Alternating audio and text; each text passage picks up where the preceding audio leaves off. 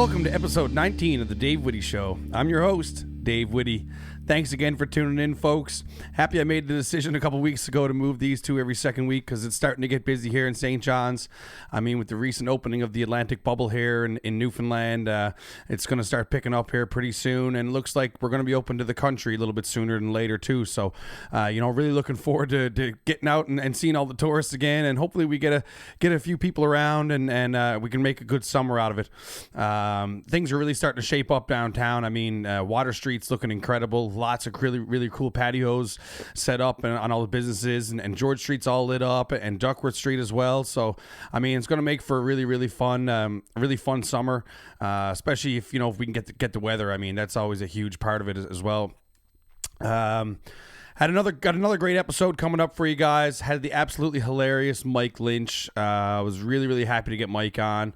Just a really funny dude. I mean, if you know Newfoundland, humor and comedy. I mean, you've seen Mike in his videos, and maybe you've seen him do some stand-up, or you've caught one of his shows, but, a member of the Outhouse, and these guys are pumping out sketches, like, all the time, really funny, and I was really happy to have Mike on, so, make sure you stick around for that chat. Want to say big thanks to Nick Sexton for jumping on last episode.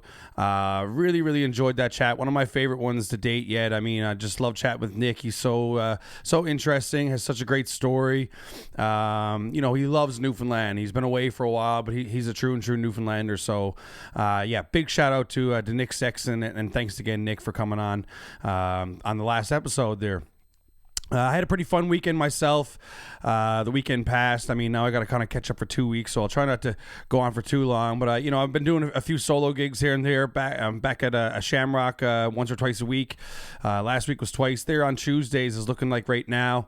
And, of course, at Greensleeves on Sundays. And last weekend we played at O'Reilly's with the band. The Dawnies had Zach Nash of Rum Ragged fill in for Alex, who's still away working right now. So myself, Robert, and Zach, we had a great weekend at O'Reilly's. Big shout out to Brenda and Craig for having us. We had a lot of fun, a lot of really nice people around, and it's only going to get better, I think, as the capacity grows in the bars and you can get people up dancing and moving around a bit. Going to make for a definitely for a little better experience for sure. But all in all, it was a great weekend. A lot of fun playing with the guys, and it just makes such a big difference when you're playing with a couple friends of yours than doing the solo stuff. Sometimes the solo stuff kind of feels a little bit like you're working a little bit harder, and so it makes it more enjoyable for sure when you're playing with the guys. Like I mentioned, the bubble's open. I'm starting to see a little influx of some Atlantic Canadians starting to migrate their way here, and so I think that's only going to make it better as well. So Stanley Cup playoffs started Monday night. Habs versus the Lightning. First time a Canadian team's been back in the playoffs since 2000, or back in the Stanley Cup finals since 2011 when Vancouver were in the finals. And really neat to see the Montreal Canadiens get there. I mean, what a run this team has had. I know, obviously, if you know me at all, you listen to these podcasts, you guys know I'm a diehard Leafs guy. I love the Leafs, but I'm not a Habs hater, and I got a lot of close friends who are big Habs fans, so I'm really happy for those guys to get to watch that run. Carey Price, I mean, how can you not like this guy? He's absolutely incredible. He's having a absolute storybook run, and I think at this age he might not have a chance to kind of do this again. So really rooting for Carey Price and the Habs, I got to say, and I'd love to see that happen. Game one was a little rough. I mean, Tampa Bay Lightning are a different beast. I mean, I'm sure if you're a Habs fan, you've heard this every series now. You're facing the Leafs, you're facing the Jets, you're facing the Vegas Golden Knights. All three great teams there, right? And the Habs were counted out every step of the way. But now you're facing Tampa, who are definitely a different beast, and you also haven't had much of a look at them. I know, same with Vegas, but I mean, you haven't had a look at them all year long. You haven't played against these guys, and they are just, man, they're a beast. They're a really strong team, really strong goaltending. Their defense core is strong, and their offensive power is second to none.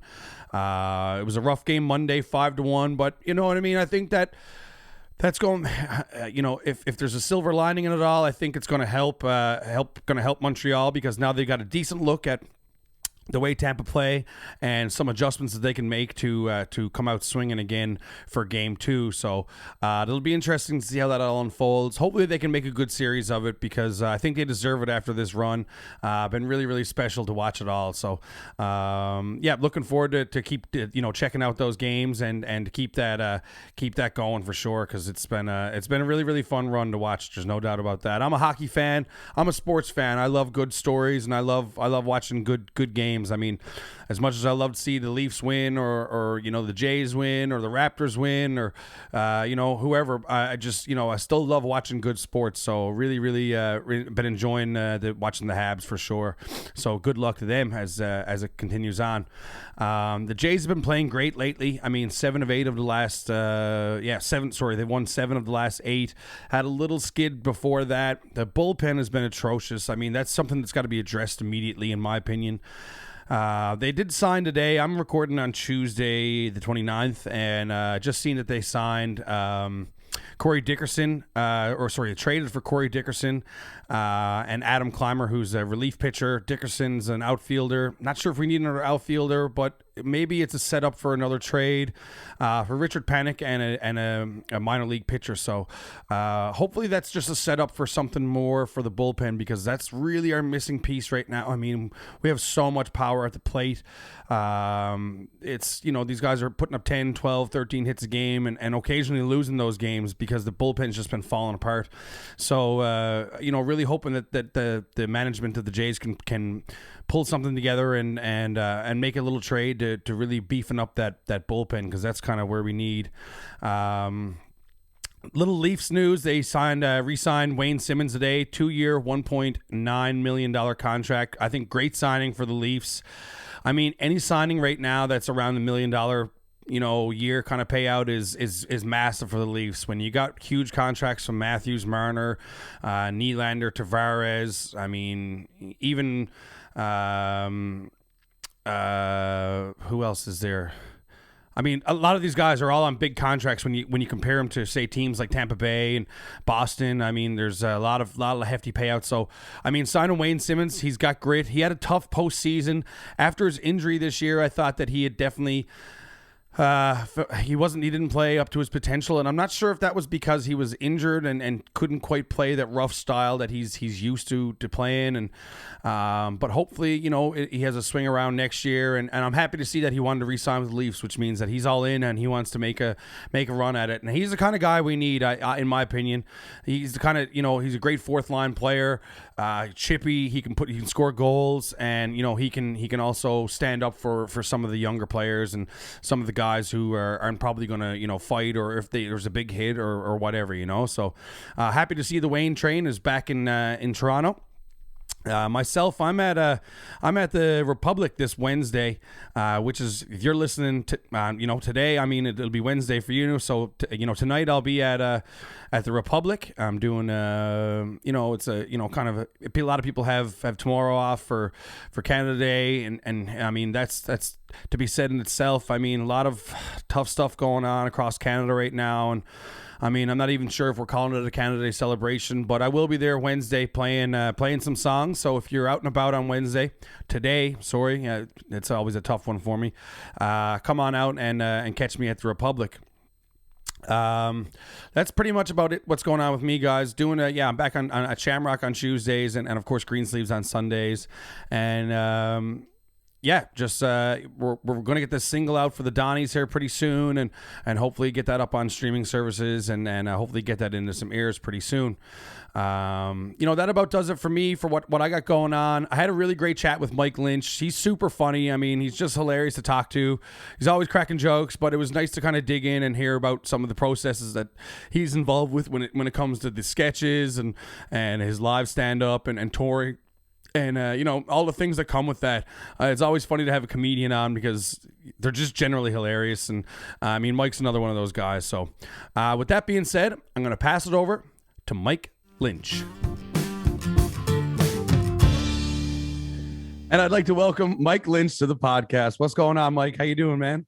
Oh, pretty good, man. Just here in not my parents' house, because I don't live in my parents' house at the moment. Is that That's what you were thinking? Is that your king size bed behind you there? I see. Oh yeah, oh, fuck. Yeah, I just like twin size, man. I don't know what it is. Like, even when I moved out on my own, I'm like, man, twin size for life. So you're And back in kids Newfoundland. love 'em. You're back in Newfoundland, Mike. I mean, I know you've been out in Alberta a while. Are you still kind of back and forth to Alberta? I mean, obviously COVID's kind of played a role there, but what's the deal with Alberta? The deal with Alberta is everything went to shit in November, and I sketched the fuck out, and I got the fuck out. And me and my girlfriend were kind of like broke up anyway, and everything was shutting down. I was like, well, this decision's too easy. So you're back in Newfoundland full time, permanently? I don't know about permanently. I kind of realized I got to go away because I kind of need to be on stage more if I want to not suck at stand up. So that's the only thing that's bringing me back to Alberta. Otherwise, I couldn't care. I don't need more restaurants in my life. I don't need more craft breweries. I want buddies and family. Yeah, that's right. Why Alberta? Is there any reason why Alberta and not like Ontario or Vancouver or anything like that? Or yes, the reason is simple. The reason is this, David. I don't know if you can see, but my legs are crossed. I can't, but I'll take your word on it.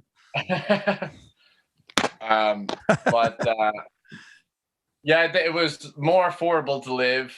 That's one reason. There's a lot more people. Edmonton has pre-COVID, it had in my opinion, the best comedy scene in Canada because there was plenty of shows. And in Vancouver and Toronto, it's I look at it as a sea of people trying to follow their dreams. So there's not many people wanting to go out and watch someone else's dreams. So the audience to comedian ratio was way off. You go I don't want to do shows with 80 comedians and 3 audience members, you know what I mean? Right. So, and Vancouver is just super expensive. And so Edmonton was a perfect balance. It was affordable. And there was just everyday people wanting a night out, the oil rig crowd are yes, take this $80 and we'll go see a show. Did it make a difference that there's probably a lot more Newfoundlanders out there? Did you ever think of that way? It helped in terms of touring, but it's not really the real reason I'm out there because I mostly do the only advertised shows. I only do 2 advertised shows in each main Alberta pocket. But I'm still doing shows every week there, but I just keep it on the download because I'm just trying out some new shit and I'm trying to build an act. Yeah, no, I can definitely relate to that. I mean, I play a lot around St. John's. I don't necessarily advertise it all the time because you're kind of just you're picking away at a few covers or, you're doing some trad tunes or whatever it may be. And then kind of save those big promo events for kind of big shows you're probably trying to make actually money off of, right? Right. Yeah. So you're sometimes you'd be workshopping stuff I don't want no one to see this. Yeah, exactly. And then it's funny, you'll get friends who's oh, they'll hear you're just doing a mic, just doing some bullshit, whatever. And oh, you're doing oh, well, we could come. It's no, they make it sound like they're supporting you, but I don't know how to tell them. It's I don't want you there. Yeah. It would make my time way worse. But yeah, I've definitely done shows like that too. And when I've maybe got booked to play somewhere brutal and I'm all I'm doing is looking for just a paycheck. I'm oh gosh, don't come because you're probably going to get into a fight with the audience or something. You know what I mean? Who knows who's going to be there? Yeah, no, I can relate to that for sure. Yeah, that's when I saw you downtown perform at a venue, and I was annoyed at the audience for just being it's just fucking enjoy the music, boss. Get off your phones. That was at Greensleeves that night, right? That's Sunday night. Stop making a request of some bullshit song. No. What was the request again? I can't remember. I can't even remember, but it was just. But I mean, you deal with that. You deal with that stuff all the time, right? You deal with hecklers all the time. I'm assuming. Yeah, definitely people talking, drunk tables. I always find that weird with comedy shows. I mean, it's kind of different with music than it is with comedy. And it's kind of different with pub gigs as opposed to concerts. They're kind of separate things. You know what I mean? If I get hired to play a pub gig, I'm kind of just realistically, it's not my show. I'm just kind of as entertainment there. You know what I mean? People are hanging out, having drinks. It kind of comes with the nature of the business that people are going to be not dialed in 100%. But I mean, if you're putting off a show at, for myself example, like if I was putting off a show at the LSPU Hall and you got a bunch of loaded fucks there who are, talking the whole time, you'd be pissed about it. I mean, that's why I find it so weird when, comedians battle with drunk people talking. I'm like, the whole point of the whole fucking show is to watch you talk. Like, that's it. That's why you bought the ticket. I know, right? You want to go do an 8-ball and listen to ourselves talk at the comedy show? Yes, let's do it. Make it a 16 ball. Yeah, 16 ball. Let's go. Double up. Oh man. Oh my God. Yeah, no, Bert. Like, yeah, it's kind of the same thing with Mike's especially because people will be there for like the chicken wings and like, oh, there's comedy. Oh, it's so funny doing. You got to do those though, because it's so humbling. Like you do them, and then people are like annoyed that you're there. It's like it is free entertainment. And and then it's kind of like that at Yucks too. It's like where they go for just yucks, or they got free tickets. They were in a casino and someone handed to them like, yeah, I guess. Right. And I just lost all my money. Like maybe this guy from Newfoundland will cheer me up. Say bye. Say what are you at? Say what are you at? Yeah. Oh man, when you mention from Newfoundland, they'll be like, "What are you at by? What are you at by?" It's like, I'm fuck off. Relax, you're racist. and their impression of Newfoundland is always just their accent, but they just throw by in there. Exactly. Yeah. How you doing, eh, bye? Well, this one's for all the Albertans listening. Hopefully, you don't alienate your audience. Yeah, they're not coming out anyway. That's right. How's it been for since COVID? I mean, I know you did like a couple tours. I know one of them got shut down and you had rescheduled. That was Showmageddon, I believe, right? How was have you done any other shows besides that tour? And I definitely want to talk about that one as well. I did like Mike say, like stuff to work out material. I did guests on a couples like Matt Wright had me on his show. Colin Hollett had me on his show recently. So they were a lot of fun, but it was just sort of guest appearance. It wasn't like this announced thing. So just Showmageddon. I try and keep it at, 2 tours a year, just keep myself scarce. And people don't want to hear the same thing in comedy twice, or they think you're a fraud. Right. So it's still people to this day. It's like, you just goes up there and just says whatever, right? Whatever you think about it, you just says it. I'm like, no, man, I actually worked really hard on this dick joke. Yeah. Yeah, I mean, that's another challenging thing. I mean, I bet you have to deal with a lot. I mean, is that you have to always be writing. You always have to be making material because you can't repeat yourself. I mean, I'm assuming you can, but I mean, obviously it's probably not the best look in other people's eyes, but I mean, that must be a challenging thing to always be on top of it. You always have to have new stuff, new material, right? Yeah. It helps when you're away because, and if you're just doing like, your 2 tours a year, whatever, you can workshop your bit out a lot. But if you're one of these people, I'm here this week, I'm there next week, I'm there next week. It's like, then people catch on. It's like, we heard all your shit. Like it's all, but yeah, people can't hear the same thing twice. And if they hear the same joke like 3 times, it's like, we're not coming to see him again. So, and it is hard because your next bit could be absolute garbage. Like you might not be able to, like, you just hope that the gods of creativity are striking you, that month or whatever. So you just put the work in and just hope something good comes to you. Yeah, no doubt. I want to talk about kind of like starting out, Mike. Like, what kind of got you into comedy? I mean, was it something you'd always thought about doing? Did you always want to be on stage? I mean, how did that kind of come about? I mean, like the typical comedy story, like, I was always a laugh. I was always a laugh. So I was always a laugh. I was the funniest. I was that guy, just always just going for the laugh. Like that was, I was just Mr. Funny Guy in class, that whole thing. But I never had planned to do stand up. I mean, it looked cool, but I could never imagine having the balls. Never thought about it. I was always kind of making sketches since, I was like in grade 7, even just fucking around with video. I always had a video camera since I was like 11. And, but then it was like end of high school, this fella I knew in my class, he would bring me out to his stand-up comedy shows at Yucca. He'd do the AM night, and I'd go out, and he was in this competition. And there's this old man named George Price who was like in the competition. Like he's this like old kind of vet comedian kicking around. And, I met him through him just very briefly. And he randomly, like, he was mentoring a couple comedians. And he just randomly offered, like, he's just this lonely old man doing comedy. He just looked at me as a new project. It's like, you ever want to smoke a joint and, come up with some joke ideas? We can meet up. It was almost like he was asking me out. I was like, I don't give a fuck. This sounds cool. I trusted him just because I saw him on stage. I'm like, yeah, I'll let you molest me.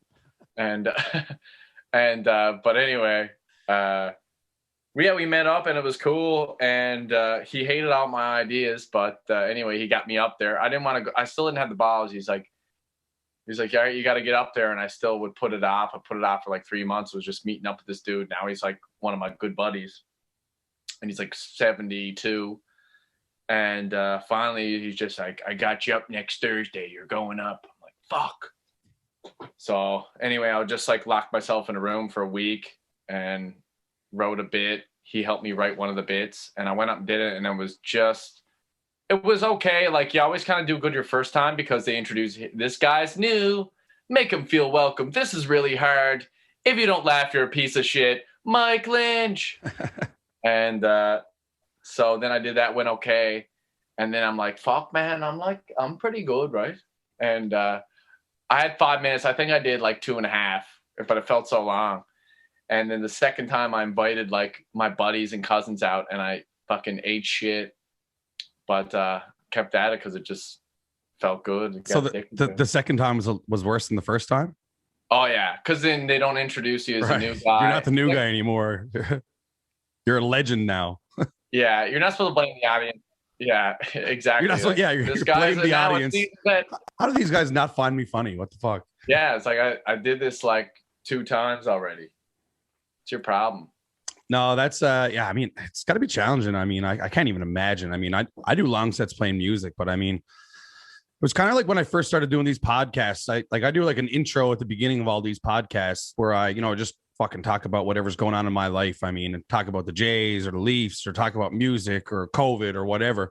And I found the first few weeks, like I'd always be I was struggling, man. I'm like, holy shit. I was like 3 minutes. I'm like, oh, like, dude, I would feel the same way with the podcast, especially if you don't hear any reaction and I don't have like a set plan. I'd feel the same way. But now I feel like it's just like, I try to keep them only to 10 minutes because I feel like I'm just going on and on now. I just feel like I have so much to say. And I'm like, nobody wants to hear this nonsense. Everyone I talk to is like, yeah, I skipped that part. I just got to the guest. I'm like, okay, awesome. I think it got to be good as like a mental cleanse, though. Just talk in your mind. Like, well, I mean, that was the whole idea behind starting it. I wanted a platform where I could just bullshit about.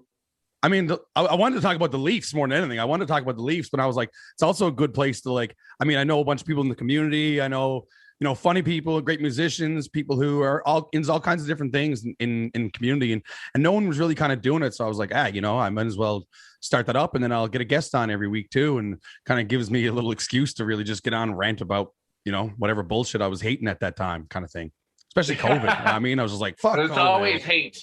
Yeah. Oh, no love. The theme to hate. No love. No love. Best con. That's not a plug for me. I just for the word best con. I got my Binford Tools shirt on. I don't know if you can see it. You know what that represent? You know what that's from? Is it a sponsor? No, man. It's from Home Improvement, the show. Tool Time. Is it? Yeah. Oh, yes. So see, I would have looked at that. I'd be like, oh, he got that off his father or uncle. Or exactly. I know. That's wicked. Mike, I know you're like, you guys do a ton of sketches. I mean, with the Outhouse and a little bit more recently, I know you've been doing a lot of stuff yourself. And obviously you're on stage quite a bit. Is there a preference for you? Do you like being in front of the camera more? Do you like being on stage more? I'm sure you probably get asked that quite a bit and it's probably different, but. I definitely love, I love both of it. Of course, I love both of it a lot, but the most the most rewarding is when you come up with a new bit on stage as yourself and people love it. That's the best. Right. As opposed to not yourself? As opposed to doing a character. Right. Okay. Sorry. Yeah. Like actually being yourself. Yeah. Not. Okay. Yeah. I get that. Yeah. So you'd rather be on stage, you mean? Because I guess you feed off natural reaction then, right? I mean, that's what would be, that would make the difference. Well, that's the high of it, right? You hear laughter and it's just like, oh my God, I'm amazing. You don't get the high off 964 likes? Yeah. Oh, you do actually. You do. You definitely got that's a very specific number. Someone's a Mike Lynch fan. With regards to the Outhouse videos and I mean, obviously your own sketches and stuff like that, like how involved are you with the writing process of those? Well, with the Outhouse, Hako last going off would write a little more than me. But it was definitely like fairly mutual between me and Hako. Now I'm gravitating to writing a lot more of my own stuff. Just like, you think, when you're part of a team, you switch directions and you find out different preferences and stuff. But I definitely like to write all my own stuff, like mostly now. I always like to have people kind of go over a sketch I write or a video or whatever stupid I write. I kind of like to get a second opinion on it, a second pair of eyes, because I'm always unsure, like, because how I write, like, even on stage, like, especially with stand-up, like, 95% of the shit I write, I throw it out, right? Only 5% of it's good. So that's kind of why I feel like a fraud sometimes. I'm like, I'm just writing extra, and I just figure out what I got to throw out. That's why I hit the mics, and they just see the highlight reel. I mean, does that change? Like, I would find that tough to get I guess, because audiences would be different every night. I mean, some people find shit funny and some people don't find stuff funny, right? True. You kind of get, like, that's for sure. Like, I can go up with what I would consider my best bit I ever wrote and have an audience not find it funny. Yeah. And like, if you did that on the first night, that's going in the garbage probably, right? No, not necessarily, because you would still give it a chance. You would give it a few. You kind of get a gauge as you go. You kind of get a feel of, okay, this one will definitely work most of the times. And I guess that's the benefit of an open mic, really. Essentially, that's kind of the whole point of it, right? Right. Yeah, that's why you need audiences to work it out. It's so weird with comedy. It's like you don't really know what's funny till you really test it out on people. And I'm a little extra unsure more than most people. Like, I know I got comedian friends. It's like, they're just kind of beasts. They just, like, the shit they write is, like, immediately amazing. I'm like, oh, fuck you. I hate you. I remember we were chatting a few weeks ago. We were sitting on a deck having a beer, and one of my songs came on at the pub, and you were like, oh man, you find this weird. I'm like, in St. John's, it's like, it's kind of starting to feel a little bit more normal, because I mean, I've got 3 albums out. I mean, there's songs, a lot of these pubs are just kind of playing like a lot of local artists and stuff. And I asked you the same question. We were kind of chatting, and you said, yeah, it's super weird when I go to like a house party and somebody throws on an Outhouse video.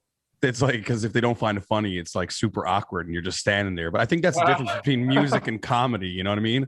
I can't imagine, like, yeah, somebody throwing on a video and you're just like hoping that they find it funny. And if they don't, then you're just like, well, boys, cheers. Yeah. Distraction. How about the Leafs? Who got draws? Yeah. Like, I was at a buddy's house, and my buddy was just hyping me up way too hard to his other buddy who I never met before. And he just, the typical no, right? Just whipped out a video, made him watch it in front of me. So I was watching a live reaction. Oh, no. And he was already skeptical, like, no, but don't know him, right? I'm like, okay, he's clocked out. Like, he can't be bothered. Let's stop here. He's like, oh, look at this, though. And he's like, no, but that's a bit too goofy for me. I'm just like, all right, boys. Well, that was great. I mean, kind of speaking of the goofy noofy, I mean, like, what's it like for you? I mean, as a stand-up comedian, when you're performing across the country. I mean, I know you're not quite like a lot of, I'm not going to say a lot, but there's some Newfoundlanders who are hardcore Newfoundland comedy strictly. You know what I mean? You're not necessarily that. I know you put a lot of that stuff in. You talk about Newfoundland, but it's not extreme Newfoundland humor. And especially when you're in other parts of the country, I mean, the reactions still work out for you when you kind of do those like Newfoundland bits. Yeah, like I would like say if I'm in Alberta, like obviously most places in Canada, like they're familiar with Newfoundland to a point, like go like, if I'm doing a bit, it's just like I'm from Newfoundland. We're known to drink a lot or something like that. It's not bad, but I'm not like, oh, this crowd's worse than the crowd from Kilbride. Look at this. Like you can't make specific references. Right. Like, right. well, what are you? Where are you from? Ropeback Lane? Like I don't know. Just yeah. I know what you're saying. Just be specific, I guess. But yeah, it's normally fine, but I definitely do gravitate more towards universal material more now. Like I definitely still, it's hard too, like when you're from home, especially when you're currently living home, it's not hard to talk about what you're surrounded by, Yeah, what I mean? exactly. That's where you're going to draw inspiration from. Yeah. Like there's so many characters in my life and who are, Newfoundlanders true and true. Like all my family's from the Bay. So it's super hard for me to laugh at all this shit around me and be like, oh, don't make art out of that.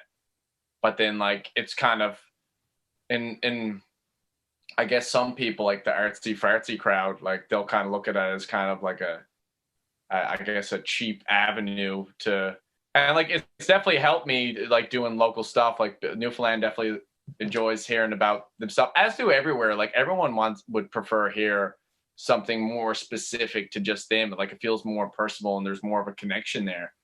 But I do try like just to challenge myself and make sure I can like travel and be good at this all around as I try and gravitate to write more universal material with stand up. Sometimes you just, fuck, I can't help myself. What are you boys? Yeah.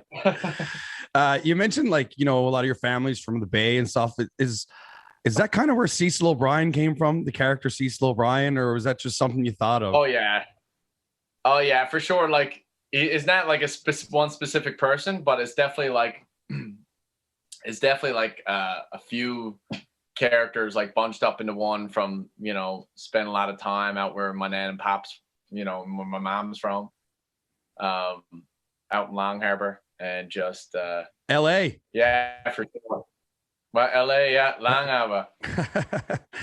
Yeah, no, I mean, like the character Cecil O'Brien has been huge for you, Mike. Like, I mean, people must recognize you as Cecil probably more than Mike Lynch. Especially around town. Yeah. Absolutely, I wouldn't have a career without him. There's no doubt about it.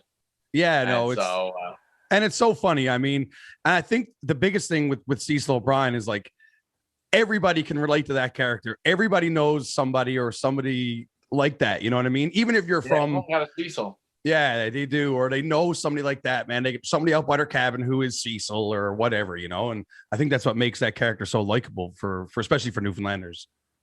Yeah, like I'll get a scatter inbox of just like a picture of just some random old skipper. Look, it's you. And it's just like, did you even know you were taking this picture and comparing them to a online make-believe character? And but yeah, it's pretty burnt. I noticed one thing on your social media. Man, how many pictures have you got sent to you of people dressed up as Cecil O'Brien for Halloween? Oh man, there's one year, I think, well, when was it? 2018 or was it 2018 or 19? There was like a crazy amount. Like it was weird. Like I had like a little collage done up. So it was a fair bit. I mean, that must feel pretty neat all the same. I mean, it's a character you created. It felt pretty good, not gonna lie. It was definitely like, because I'm always like joking around. I'm trying to compete with Cecil, like as myself. I'm like, I won't be happy until I see a Mike Lynch costume out there. But which would be what? Yeah, just a t-shirt and I don't know, glasses. Yeah, no, I mean, I mean, I've seen you live. I've seen you at Holy Heart Theater, and I've seen you in a couple other places in some smaller rooms. But kind of for folks at home, like, are those characters something that you like to bring to the stage as well? Like, is that a part of your live show? I mean, especially your own shows. Like bring Cecil to the stage? Yeah. Yeah, like I bring Cecil to the stage. Yeah, like and the rest of your characters too. I mean, you always do little bits like that, like for the live shows, right? Yeah, I do that. Yeah, so like I do that for live stuff, which is a lot of fun. Like I find do you write stuff for, like, say if you were doing the getting to know me, like that do you write stuff for those shows, or do you ever bring in stuff from some of the sketches for the shows? Or no, actually, no, nothing. It's usually all kind of brand new for the shows.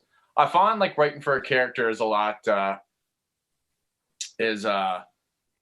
easier than writing stand up, just because you can kind of hide behind the character and like kind of laughing at his mannerisms or right or whatever and stuff.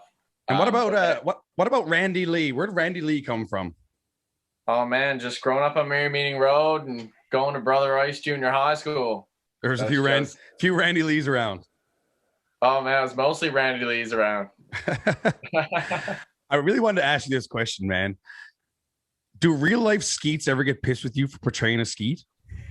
You know what? Usually they're the ones that love me the most. Like when it was first getting on the go, they'd be like, "Holy fuck, man!" Like just sound just like my character. "Holy fuck, man! When you does that skeet, you sounds just like my body." Oh yeah, not like him. Man, he sounds like you. It's like I sound like both of you. Right. boys, you're both skeets. But recently I posted a picture, just whatever. I wasn't put much thought into it. Just me looking as a brow skeet, and it looked kind of funny. It's like a mirror selfie, and I captioned it. I was just like, "Today marks 2 hours of being being clean," and anyway, yeah, some guy who was like, I mean, I don't want to call him a skeet, but he was definitely on the skeetier side. But he's like, as I sit here I don't mean to sound insensitive, but like, he's going through addictions or whatever. But sure, he took it as like, I'm thinking addictions and battles with addictions aren't a serious matter, which is not the case. I'm just making fun of, my character thinks that 2 hours is a long time. That's the joke. Yeah. But then some other fellow just raw as fuck, just kind of all agrees with Chris, man. This guy's a clown for a living. I'm like, yeah, and it's fucking awesome. That's gotta be a hard line as a comedian, man. Where to draw the line, right? Yeah, that's right. Like you try not to upset anybody or whatever, but it's like, yeah, sometimes people will like flip it as like, people paint make up a narrative that you're being evil with this joke idea you had, which is most of the times, like 99.8% of the time, like comedians are just trying to get a laugh. Like they're not trying to make anybody feel like shit. Yeah. I always try, like if I'm joking about anything or anybody, I want to make sure it could be fun for them too. Sometimes I don't always accomplish that. Everyone triggers differently. Mm-hmm. So, I mean, what do you do? Like, but if I did something like that upset everybody, then obviously I'd be like, okay, well, I got to reevaluate myself here and whatever. But, I just don't worry about, like, shit blows over pretty quick. I'm not trying to hurt anybody. You should know that. So. Yeah, absolutely. I know. I agree with that 100%. And just, it seems as the world kind of changes. I mean, it's got to be just a little bit tougher and tougher every time for a comedian, especially because you're trying to be funny. You're trying also not to upset anybody, but you're also trying to make a living, Yeah. There's something about being online. It's like, it's so easy to just, I don't know. It's just like, it's a little high for people to find something wrong with something and get a little bit of clout off it. So sometimes there's that. Sometimes people are actually like, I guess trying to, do for the greater good or whatever. But there's definitely a high that people get off of. This is awful. What a piece of shit. And, right. And everyone's like, yeah, That's right, Kimmy.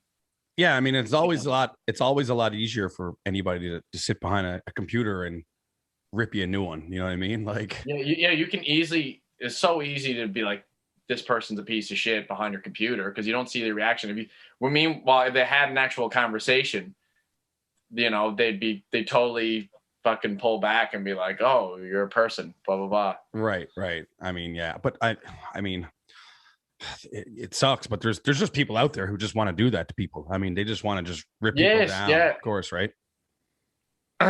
Yeah, of course. Yeah, that's their buzz. Yeah, some people are, and not only that, but they don't know, like, and a lot of these people who take it down, like, they're just like, if you look through their history, they're mad about something like they're mad about three different things like a week, you know. So then you see the pattern, like, okay, this person is just in a negative spiral in their head, and they're almost doing it to themselves. You can find anything to be upset about. Like, if you want to look for the negative in anything, go ahead, but you're going to be miserable. Yeah, no, you're right. You know, like, exactly. I'm just trying to make people laugh.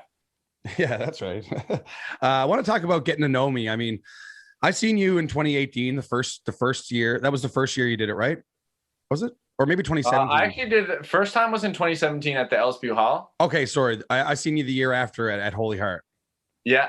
But I mean, they're big shows, man. Like, did you ever expect that? Like, I mean, I remember kind of watching that. I didn't know you at the time either, but I remember like, you know, kind of clown. Who's this clown? No. I remember like I remember like, you know, kind of seeing like some of your videos and stuff, and I just thought it'd be a great night out. And but I remember kind of watching. No, it was funny, man. It was funny. Not to blow smoke up your ass, but it was funny. It was great. But you know, did you ever kind of expect the positive feedback and the outcome of those shows when you first started putting them off? I mean, I was watching it unfold online. It was just like you just kept adding shows, add show. Well, I remember I like laughed because actually it was you know, shout outs to my buddy Chris Dunn and Brent McNamara, because it was kind of their idea for me to take the whole haircut, because I did LSPU Hall the year before, and it's sold out 2 shows like fairly quick. And I was amazed, right? Like, I thought I was going to work my ass off to sell at LSPU Hall. And then that went well. And then the next year, like, hey, like, Chris comes like, hey, Mike, I think we should book out Holy Heart this upcoming year. I was like, looked at him, I'm like, I laughed at him. I'm like, you're an idiot. Like no. And, but anyway, he like convinced me, and Brent got involved. And I remember I got like mad at Brent because he was kind of promoting a comedy show kind of like close by. I'm like, man, like, we got to sell these 900 seats or whatever. It's like, I need your full focus, man. We're going to have to work our ass off. It's like, I don't know how I'm going to do it. Like, I didn't even think I was going to sell half. And then, but you kind of realize in like the power of the online, because everyone is online all the time, and if they're following your page and always there, and you always have content, like, it's just, you have a massive advantage. So when we post a show, it like sold out, and then I was like, no, or something must be wrong there. I was in denial. I was just like, Jesus Christ. No, man, it's incredible and a great feat. I mean, you know, congrats and kudos to you guys. And I know it's probably only building momentum more than anything, and that's incredible. And I mean, it's funny, man. It's definitely going down. Don't worry, it's definitely on the decline. You think? You think? I honestly, I do. I think it's on like a little bit of a decline, just because like people love something new and a new buzz, sure. Right? So the where the real work comes in is maintaining seats, right? So I got to keep coming up with new shit and really delivering this point in time. But people love the new trend, so it's, you know, it's good. Naturally, it's going to go down, but I'm okay with that. Like, at least I'm this much. Does that stress you out, or does that kind of light a fire on your ass? I definitely both. Like, I got a decent work ethic, so I'm not overly worried. But it does stress out because it seems like it's real, like, delicate business. You know what I mean? Because you can be the big fuss, and then people forget so quick, right? In a month, everyone's like, oh Jesus, hold on now, last me life. If I can figure out how to do some lighting, I won't go. my career won't go down the shitter. There we go. Holy, just like Hortons. What? Just like what? Just like when you pulls up to Hortons drive-through. Oh yeah, fuck. Dude, it's so bright there. Harvey Road. Man, they're all like that. It's insane. You're just like, yeah. Mike, you play the accordion, man. Where'd you learn to play the accordion? I learned. I kind of just picked it up. Pop wouldn't let me play his, so I just I got a pretty decent job back in 2012. I'm like, fuck this, I'm buying my own. And now he lets me play his accordion now that I got my own. But I kind of taught myself, but I also took a few lessons off a fella, Jerry Madden. Okay. And so I was just jamming with this like 70-odd-year-old fella for a few weeks, which was a laugh. And I actually love it.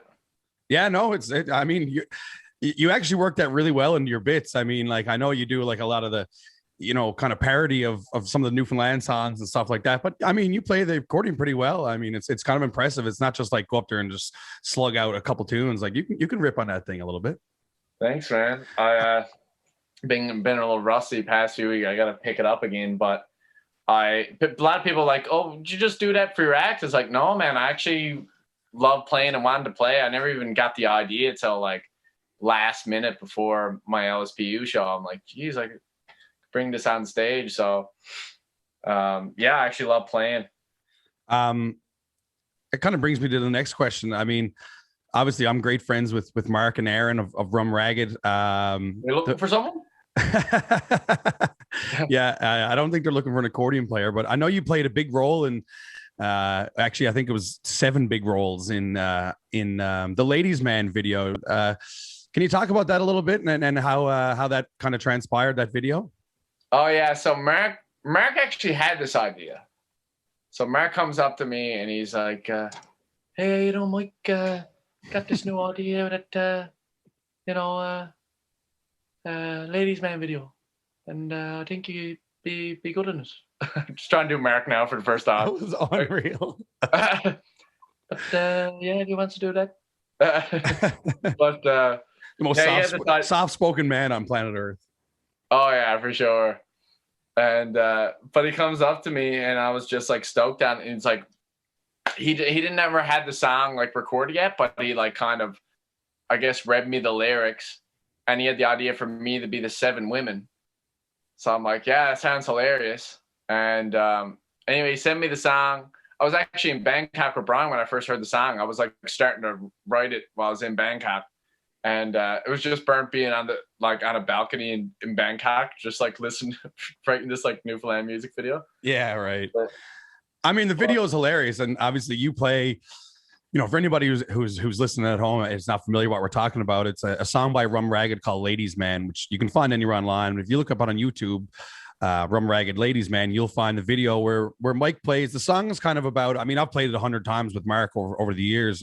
The song is kind of about a guy who he has 6 or 7 girlfriends, and at the end of the week, he has one for each day of the week, and at the end of the week he runs into them all or something like that. And Mike plays all these girlfriends it's about Whitty's life. No, that's Mark's joke every time. He's like, once upon a time, anyways. But I mean, there's a bunch of hilarious cameos now. I mean, Terry Ryan's in it. He punches someone in the head, doesn't he? Yeah, Justin Hacko. Yeah, and Hacko's in it as well. He also is in it as well, right? Well, he plays the man, I guess, right? Yeah, he plays the man. So we had to do a lot of makeup on him there, of course. Little jab it. I gotta have your little Hacko jab. No, that's right, man.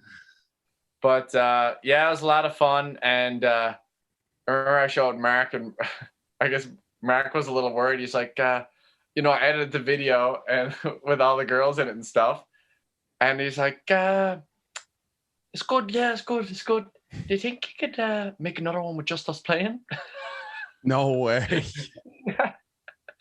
I was like, Mark, bye. I was like, I don't know, man. Like, I don't think I have enough footage for. I guess you just want another one. I think he was just like in his head, right? Just, right. And it's like that when you don't have. It won music video of the year. It won the Music NL video of the year. Yeah. Well, when he saw it come out and it was doing good. Yeah. Then he was just like, he was super stoked about it and everything else. Well, I think it was, it's a great collab between, you know, two different worlds. I mean, you guys are funny, and you obviously got your sketches, and it's kind of like put into that with, you know, obviously the Rum Ragged, who are incredible, and then you know, it's funny, but it's got a great song. I mean, it was just a kind of a great piece of work, right? Yeah, I was stoked because the song was so good to me. It is. It's a super catchy tune, man, and it's like a hilarious kind of story behind it. But unless you really, really listen to it, you don't even find the humor in it. If you listen to the lyrics, you're like, oh, that's actually hilarious, right?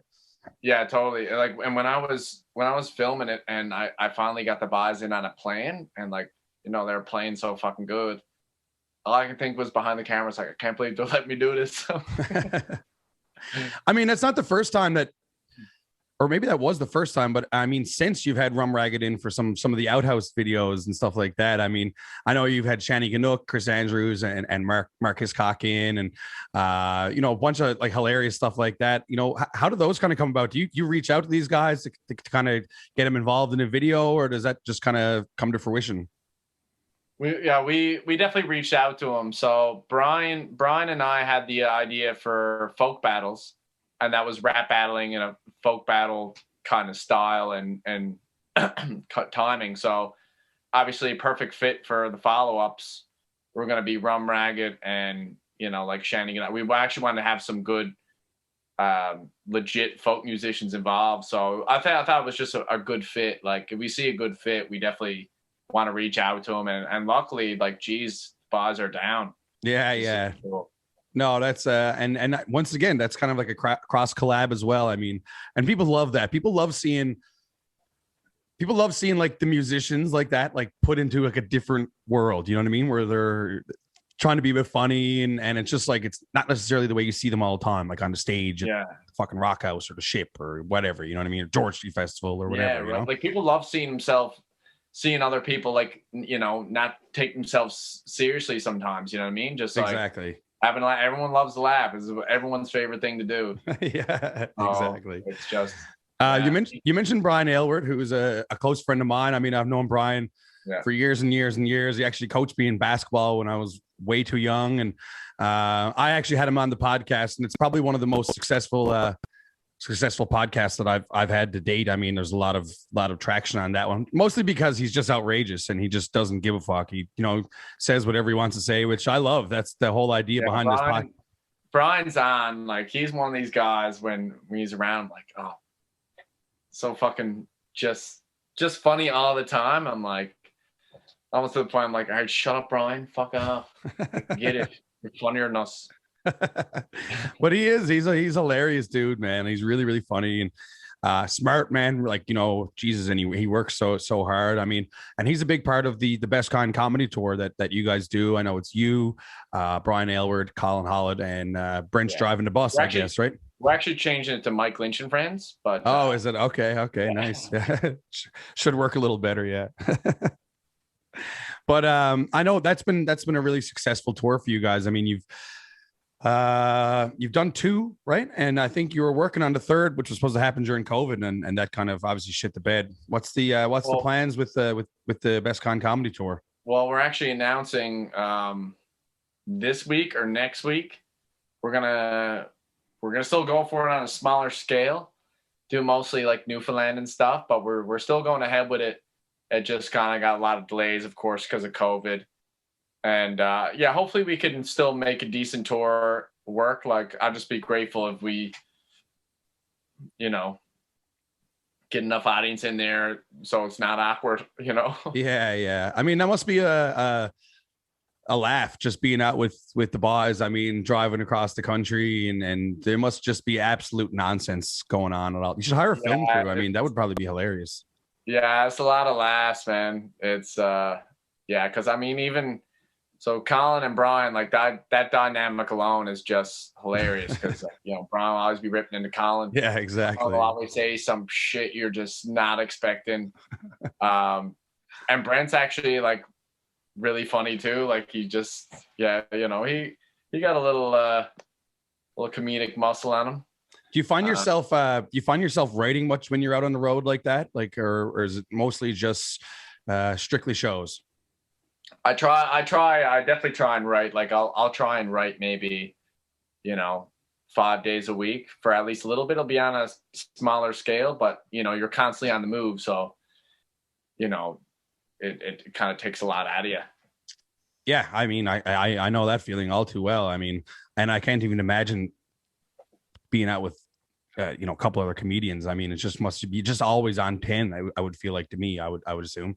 Yeah. And, everyone always got something to say too. So you'd be in the car trying to write and you can't really focus because there's just so much banter and bullshit going on around you. It's like you can't tune into a piece of paper while Brian and Colin are ripping into each other. And, Brent's just all full of positive energy. Like, come on, let's go. Yeah. Yeah, I know. I just played his birthday party. You were there. And it was the exact same. It was the exact same energy. Exactly. Yeah, that was a bit of fun, man. I wanted to ask you about another thing, man. This Cecil O'Brien book, the Christmas book. I mean, where did you come up with the idea to do this? I came up with the idea. It's called How to Catch Santa Claus, right? How to Catch Santa Claus. And it's also, by the way, whoever illustrated it fucking nailed it, man. Like, the illustrations are so good. Oh yeah, dude. Simon Glassman. Cool. My buddy from Edmonton, actually. He's probably like my best comedian friend in Edmonton, and he so happens to be like the best I guess cartoonist / caricaturist like in the city. And he was just stoked about the project, and so me and him would meet up and we would just go over proofs or whatever. And oh man, what he does is amazing. And how did the book do for you? Like Christmas time, did you do well with it? Really good. It went really good. The problem was we never had enough. We weren't really ready, and I was scrambling last minute to get it done. So it was just, if I prepared more, we would have did even better, which I'm super stoked on. Look out 2020, look out Christmas 2021. Oh yeah, look the fuck out. I'm gonna be slanging children's books like Robert Munch. Let me get mad. And like what was the idea behind doing the book? Was it just something you thought of and you wanted to do it? And no, honestly, I just wanted to do a children's book with Cecil because I thought it'd just be, because a lot of people come up and say their kids love the videos. So I'm like, okay, well, there's a market here for sure. And I thought it'd be fun, and I thought it'd sell really well. And I was hurting during the pandemic, so I'm like, kids book it is. Kids book it is. Yeah, that's right. Yeah. I wanted to ask you about your love song to Janice Fitzgerald as well. I mean, I know that one really took off, especially in the heart of COVID. I mean, when everybody was just sitting in front of their computer for a couple months. What was the idea behind the love song for our chief medical officer? Man, I wanted to, since I did that character first as a love song with Debbie Cooper. Right. Yes. Yeah. And then I was just like, I wanted to do that character again. And I saw this as a perfect, because I'm a bit of a Janice fan myself. And so I just thought it was a good opportunity to just do that character. And there's a lot of stuff I could play off of because it's just what everybody was following at that time. So that's pretty much it. I'm just like, just wanted to do that character again. I love you, Janice. Did you hear from her or anything? Did she respond to it or anything? Kind of. I don't know if I'm supposed to say, but I'll say it anyway. I heard through the grapevine that she found it a little creepy. But she was also like cool with it. Like she wasn't like, but she was just being real. Like I kind of love that she wasn't like, oh, how nice. And she didn't find it nice. Like she was just kind of like, she was like, oh, gee. Yeah, I don't know. I think she said it would like reminded her of like some, and I don't know if I'm supposed to say this. Anyway, it reminded her of something really creepy. And that made me die laughing because I hope I didn't creep her out too hard. Of course, like, that'd be sad. But it's so funny because like, I bet Janice is gonna love this. This is so nice. Everyone's like, oh, I hope she sees it. And she's it's like, no, Janice fucking hates the boss. Don't worry.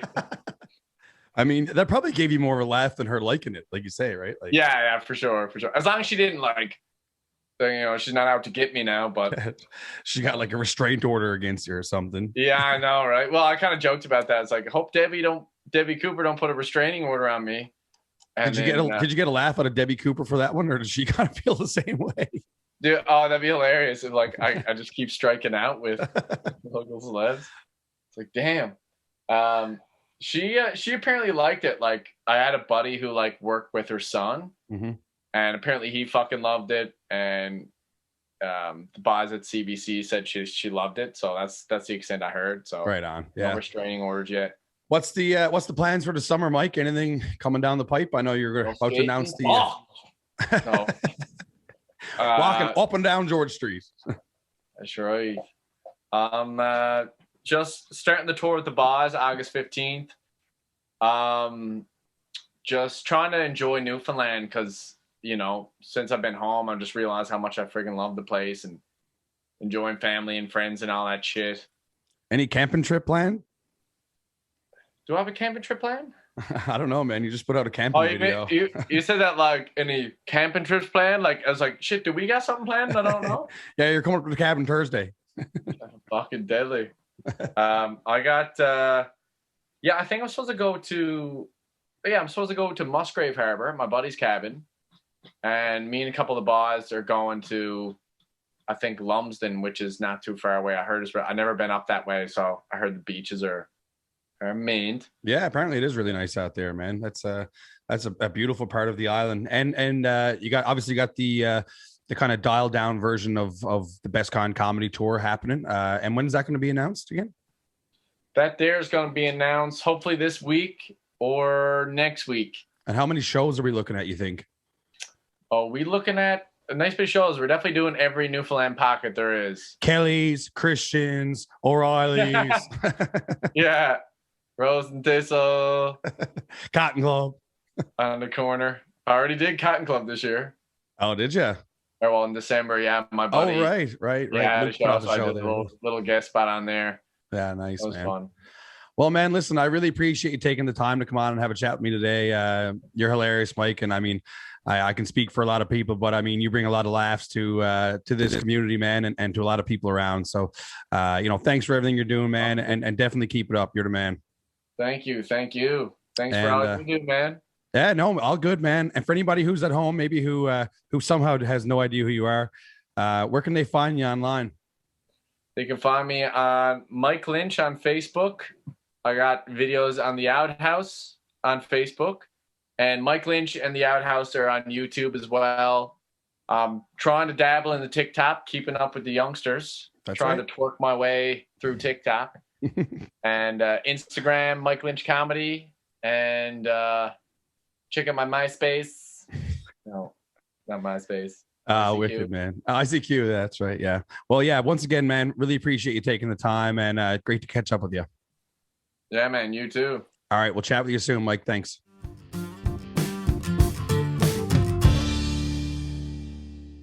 Huge thanks to my buddy Mike Lynch for coming on. Really appreciate, him taking the time. Absolutely hilarious guy. Super stoked that the guys are getting back out for their Best Con comedy tour, even if it's a dialed down version. I mean, you got to hand it to these guys. They work so hard, so hard, and it's not as easy for a comedian. They can't just you can't just pop out singles. You can't pop out quick records or EPs. I mean, not that I'm not downplaying that at all. I mean, that's not an easy feat as well, but it's for comedians, it's all about the live shows. I mean, that's how these guys make a living. So happy to hear that they're back on the road soon. And make sure you do check out all those links that Mike provided and where you can find the guys coming through a town near you. Weather's been okay here. I mean, the last few weeks have been fantastic. It's starting to get a little chilly here now the last couple days and raining a bit. Not looking like a great Canada Day Thursday. So, I mean, if you can find a nice shed to hang out in, maybe that's the way to go. Like I mentioned, guys, I'm at I'm at the Republic tonight, and you can catch me at Shamrock and Greensleeves, throughout the summer on Tuesdays and Sundays. So big thanks to all the listeners. Big thanks to everybody who sent along any words of encouragement, and really appreciate it. Hope you've been enjoying the podcast. I'm still having a bit of fun pumping them out. And, like I mentioned, as for the summer, I'll be continuing on, once every couple of weeks and trying to put out a real nice episode with some great guests. So that about does it for me, guys. From downtown St. John's, Newfoundland, I'm Dave Whitty. Peace.